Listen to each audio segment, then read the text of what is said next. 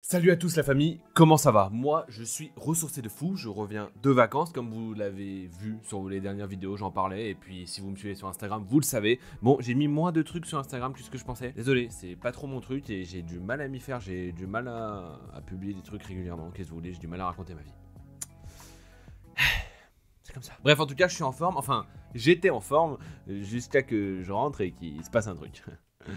Donc je vous explique que cette vidéo va se composer de deux parties. Une partie thread d'horreur pour ceux qui n'en ont rien à foutre de ma vie, hein, mais qui viennent juste pour les threads d'horreur. Bah du coup voilà, je pense quand même à vous parce que je suis gentil. Et une deuxième partie anecdote assez courte sur ce qui m'est arrivé en revenant. Voilà. On mélange les thèmes maintenant, on fait des threads d'horreur, anecdotes. Bon. Qui peut me juger, c'est ma chaîne, je fais ce que je veux, ok hein. Sur le titre, il y aura écrit thread d'horreur, je vais le répéter plusieurs fois, comme ça l'algorithme dira que c'est un thread d'horreur, il mettra quand même en avant, même si c'est une anecdote de merde. Bon, enfin c'est pas totalement une anecdote de merde en vrai, bon, vous verrez. Ça commence déjà, c'est pas bon ça. Non. Bon, sur ce, on perd pas plus de temps. Je suis heureux de vous retrouver à présent pour ce nouveau thread d'horreur qui sort ce dimanche. À peine rentré, je me mets tout de suite à vous raconter des histoires qui font peur. Aujourd'hui, comme vous l'avez compris, c'est un thread d'horreur long. On est parti, venez avec moi, let's go. Cette histoire, c'est l'histoire de Masa et elle se déroule il y a à peu près 4 ans. Elle avait alors 14 ans et elle nous explique qu'elle a l'habitude de faire du camping depuis qu'elle est très petite. Et elle nous explique aussi qu'elle est un petit peu la petite fille, la jeune fille un peu renfermée qui a peu d'amis. Pour commencer, elle nous explique que cette année-là, c'est la première fois qu'ils partaient sur un coup de tête faire du camping, c'était pas du tout organisé. Et ils sont partis sur un camping qui est un peu paumé et qu'ils connaissent pas du tout. Le premier jour, donc le jour d'arrivée, Masa est très contente d'arriver au camping et elle laisse ses parents, sa tante, son frère, etc. débarrasser les affaires dans le bungalow pendant qu'elle court un peu dans le camping et va rencontrer du monde, etc. Bon voilà, elle laisse tout le monde faire la sale besogne. Bravo Masa. Je rigole, évidemment. Donc Masa arrive vers la piscine du camping et elle rencontre une fille qui a l'air d'avoir à peu près son âge. Elles parlent ensemble et elles se rendent compte qu'elles ont plein de points communs et Masa est très contente d'avoir trouvé une copine pour son camping. Le lendemain, Masa se réveille, elle sort de son bungalow et sur la terrasse d'en face, enfin du bungalow d'en face, elle voit qu'il y a cette fille-là, donc elle se rend compte qu'elles sont voisines, ce qui enjoue encore plus Masa et elle se dit bah super, je vais passer des super vacances, qu'en plus j'ai trouvé une copine qui me ressemble, etc. Ah, on commence à connaître, ça pue, mais qu'est-ce qu'une petite fille pourrait faire?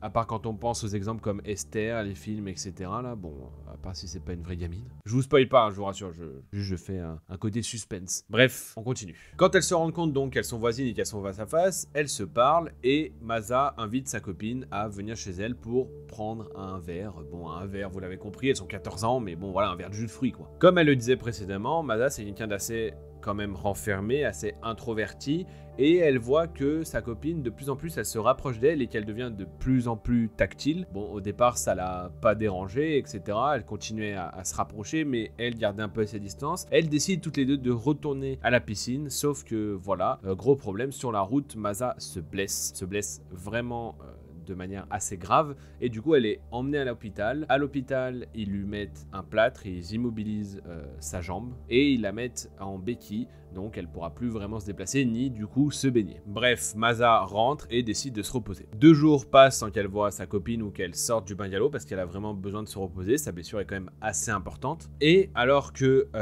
elle se repose dans le bungalow, sa famille décide elle d'aller à la piscine, elle se retrouve donc seule dans le bungalow et elle décide de faire une sieste. Sauf que voilà, elle commence à s'endormir, etc. et elle commence à entendre du bruit autour de son bungalow, comme si quelqu'un tapait un peu tout autour du bungalow. Au début elle reste figée dans son lit, elle se demande ce que c'est, etc. et d'un coup plus rien. Jusqu'à un moment où elle entend du bruit qui vient de la cuisine, qui est juste en face de sa chambre, dans le bungalow. Elle décide de se lever, sans prendre ses béquilles, donc en boitant et en sautillant un peu, et en ouvrant la porte, elle découvre sa copine qui est en train de monter par la fenêtre de la cuisine avec un couteau à la main.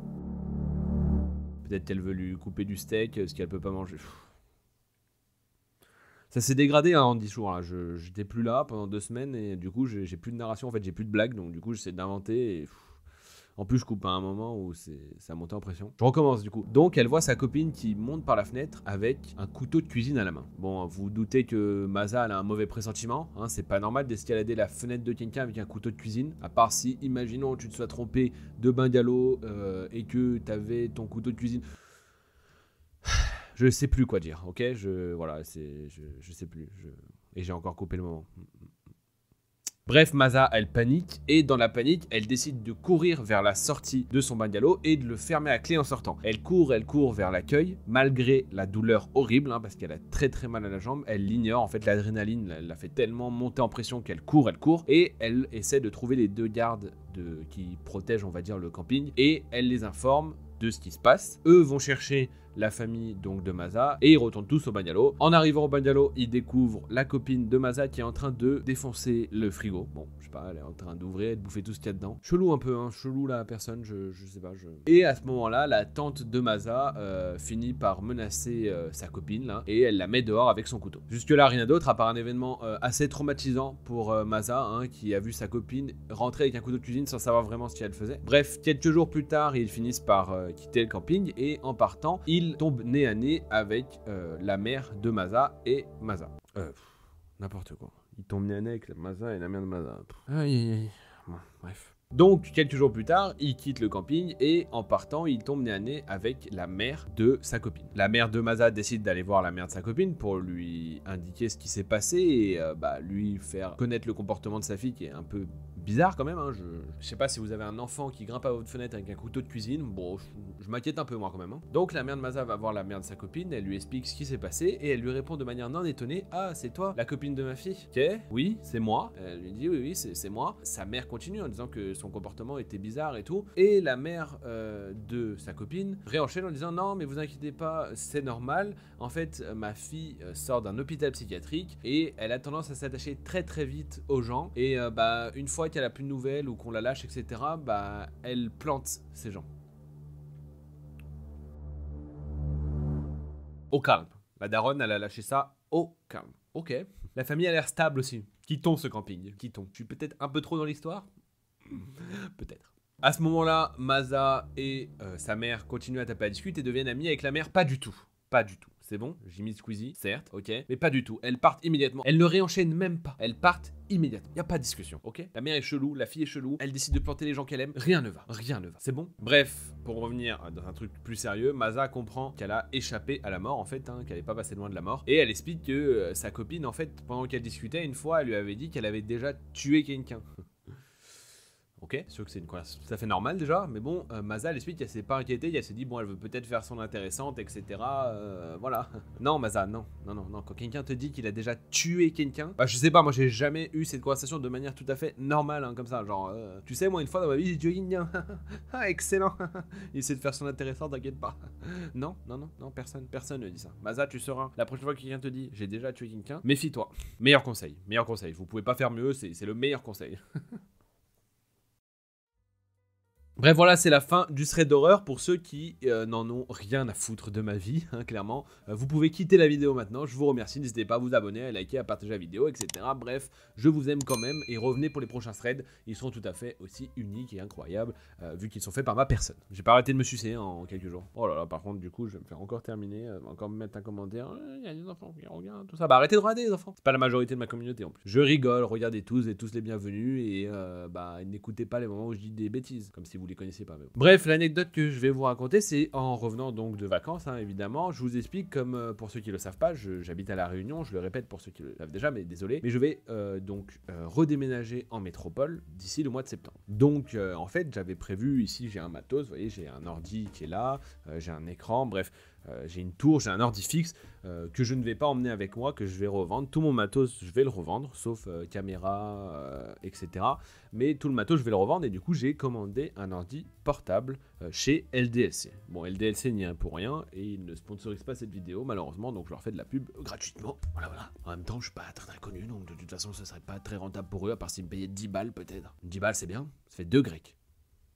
Bref, du coup, je commande un ordi portable chez LDLC en me disant qu'une fois que je l'ai reçu, je vais vendre le matos que j'ai là et utiliser l'ordi portable pour faire les montages, etc. Donc l'ordi portable, je le fais livrer chez mes parents. J'aurais pu le faire livrer directement à La Réunion, mais je me suis dit ça va être plus simple comme ça parce qu'en fait la dernière fois que j'ai commandé ce matos là, je l'ai commandé aussi chez LDLC, tout ce que j'ai là. Et comme je l'ai envoyé de métropole à ici, il y a la douane, etc. Et c'était resté coincé en douane longtemps. Donc je me suis dit en le faisant passer par chez mes parents et eux me l'envoient en ce qu'on appelle cadeau. cadeau. Du coup, ça ira forcément plus vite. L'ordi portable met 2 jours à aller chez mes parents et a mis 1 mois à arriver ici. On va dire que j'ai commandé début juin. Donc moi je suis en vacances quand il est livré, donc je ne peux pas le recevoir, et du coup il est arrivé 1 ou 2 jours avant que je rentre. Bref, du coup en rentrant, je rentre un peu tard le jour même, donc je peux pas aller le chercher, et le lendemain matin je décide d'y aller dès 8h parce que je me dis bon bah j'ai envie de récupérer mon ordi. Vous savez ce que c'est, hein, quand on a un nouveau truc etc, on a envie de le récupérer tout de suite. Donc je pars à la poste, je récupère mon colis. Bon, premier point, quand je vois comment étaient empilés les colis et comment il a sorti mon colis, je me suis dit j'espère que mon PC est bien emballé, hein. Je fais pas trop attention à la boîte et je le récupère, je le ramène chez moi. Vous sentez la douille là, hein,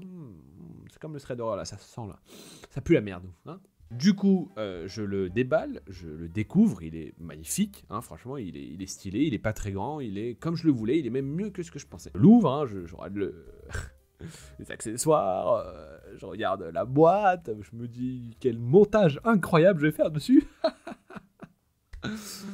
Et au moment de l'ouvrir, vous savez, d'ouvrir comme ça, là, je sais pas pourquoi il y a un truc qui va pas dessus, genre il y a c'est comme si, si vous voyez, c'est comme si il y avait des sortes de lignes comme ça sur mon écran.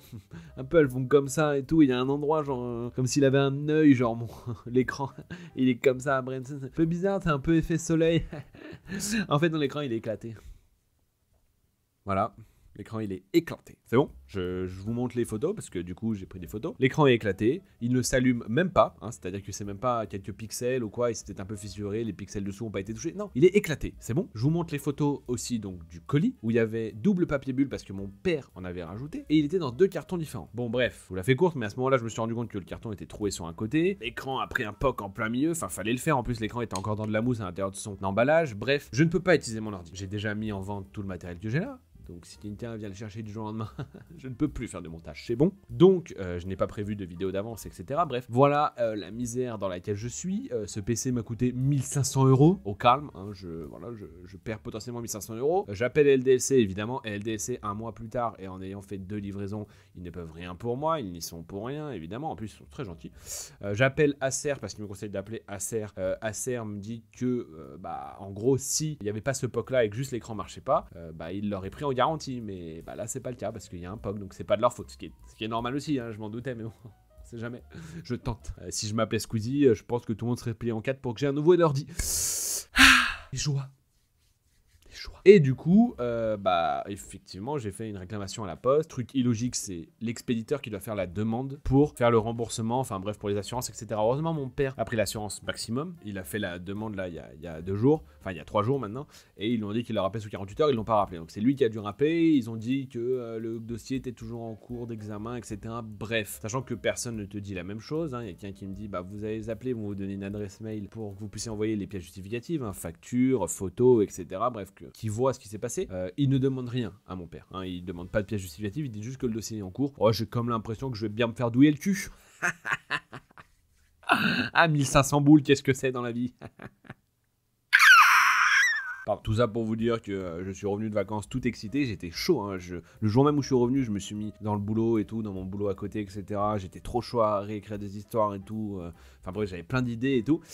Bon, ça m'a mis un petit coup sur la nuque, hein. Bon, après, voilà, il y a pire dans la vie, hein. Comme on dit, je ne suis pas mort, je n'ai pas de maladie grave. Je pourrais juste pas me payer ma chimio à cause de ces 1500 boules. Non, j'ai pas de cancer, c'est une blague. Et voilà, bon bref, voilà. Donc ça m'a mis un petit coup. Maintenant, je m'en suis remis. La seule chose, c'est pour vous dire que je vais essayer de faire des vidéos d'avance, parce que après je vais être dans le déménagement, etc. Donc forcément, je vais avoir de moins en moins d'affaires. Donc je vais essayer de faire partir tout ça. Je vais peut-être essayer de le faire partir plus au dernier moment, du coup, vu que j'ai pas d'ordi. Et je vais essayer sur les prochaines semaines de faire des vidéos d'avance pour que vous en ayez le temps où je rentre, que je retrouve un PC, etc. Voilà. Donc je vais faire au mieux. Je m'excuse. Et si je peux pas, j'essaierai de trouver. Je suis en train de réfléchir, si vous avez des idées, un nouveau format où j'ai pas trop de montage à faire. Tu sais, par exemple un peu podcast où je parle, je raconte une histoire un peu, je vous mets dans une ambiance et tout. Peut-être juste audio, tu sais, un peu un thread d'horreur audio par exemple, ou juste avec des illustrations, tu sais, genre juste j'enregistre ma voix et je fais un montage avec juste des illustrations, etc. Ça peut être sympa ça aussi. Voilà, donc maintenant c'est la fin de cette vidéo. Ceux qui étaient intéressés par ma vie sont contents, ceux qui étaient intéressés par thread d'horreur sont contents, tout le monde est content. Vous voyez, je pense à tout le monde. Et sur ce, voilà, je n'ai pas grand chose d'autre à dire. J'espère que la vidéo vous a plu et que on se retrouve, ça veut rien dire cette phrase, c'est pas grave. Et qu'on se retrouve, non, ça se dit pas. Et donc on se retrouve la semaine prochaine pour une nouvelle vidéo. J'espère en tout cas que voilà, tout ça vous a plu. Et je fais de mon mieux pour que vous ayez toujours du contenu toutes les semaines. Évidemment, je pourrais pas faire 2 vidéos par semaine. Du coup, là, c'est clairement impossible. Je vous dis, quand je reviens en métropole, il y a des chances que je me remette sur un rythme plus régulier, on va dire. Enfin, je suis déjà régulier toutes les semaines, mais voilà, vous avez compris. Et je parle trop. À un moment, faut terminer la vidéo. Hein. Faut juste arrêter, je pense. Surtout qu'il faut que je m'en aille en fait, faut que... Bon, bref, je vais pas vous raconter ma vie, vous vous en foutez. Là, l'anecdote, ça pouvait être intéressant parce que c'est un peu pimenté et tout. Je parle trop. Bref, sur ce, j'espère que la vidéo vous a plu. N'hésitez pas à vous abonner, à liker, à partager, à me suivre sur les réseaux qui sont en commentaire. Je vais publier certaines choses des fois, voilà, j'essaie de publier régulièrement, mais plus vous serez nombreux, plus ça va me motiver. La technique pour essayer de gratter des followers. Et sur ce, je vous souhaite une excellente après-midi, nuit, matinée, ce que vous voulez. Je vous fais un bisou la famille.